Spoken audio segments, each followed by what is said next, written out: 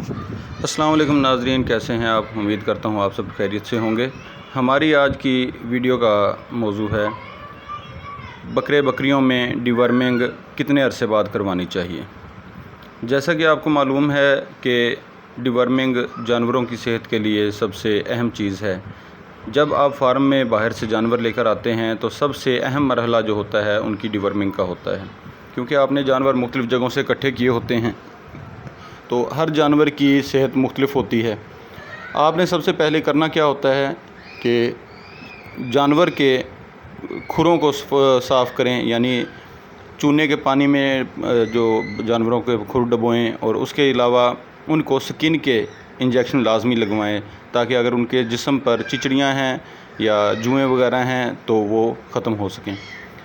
اس کے بعد باری آتی ہے اس کے پیٹ کے کیڑوں کی۔ اگر جانور آپ کا صحت مند نہیں ہے، موٹا نہیں ہے، تو یہ کبھی اندیشہ ہے کہ جانور کے پیٹ میں کیڑے موجود ہیں، جس کی وجہ سے خوراک اس پہ اثر نہیں کر رہی۔ جو بھی آپ اس کو کھلاتے ہیں تو وہ جانور کے پیٹ کے اندر موجود کیڑے کھا لیتے ہیں۔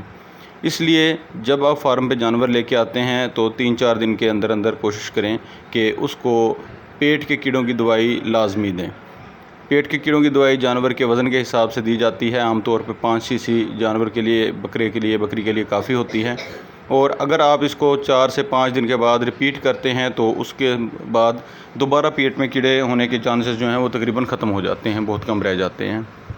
لہٰذا کوشش کریں کہ جانور جب بھی آپ کے فارم پر نیا لے کے آتے ہیں تو سب سے پہلے کام یہ ہے کہ آپ اس کو ڈی ورمنگ کریں سکن کے لیے، یعنی جو اس کے جسم پہ چچڑیاں وغیرہ یا جوئیں اس کے بالوں میں موجود ہیں اس کے لیے اس کو انجیکشن لگائیں، یا پاؤڈر بھی ملتے ہیں۔ پاؤڈر کے ساتھ آپ نیم گرم پانی میں پاؤڈر شامل کر کے اس کو نہلا سکتے ہیں، اور پھر اس کے 1 گھنٹے بعد آپ اس کو تازہ فریش پانی کے ساتھ نہلا دیں تو جانور کے جسم سے پھر بھی چچڑیاں اور جوئیں وغیرہ ہیں وہ ختم ہو جاتے ہیں۔ اب بات یہ آتی ہے کہ یہ کتنے عرصے بعد کام کرنا چاہیے۔ دیکھیں، جیسے کہ ابھی مونسون کا سپیل ختم ہو رہا ہے، برسات کا موسم ختم ہو رہا ہے، تو کوشش کریں کہ فوری طور پہ اس کو سکن کی جو انجیکشن ہے وہ لازمی لگا دیں، کیونکہ نمی کی وجہ سے جانوروں میں یہ پریشانی عام طور پہ بڑھ جاتی ہے۔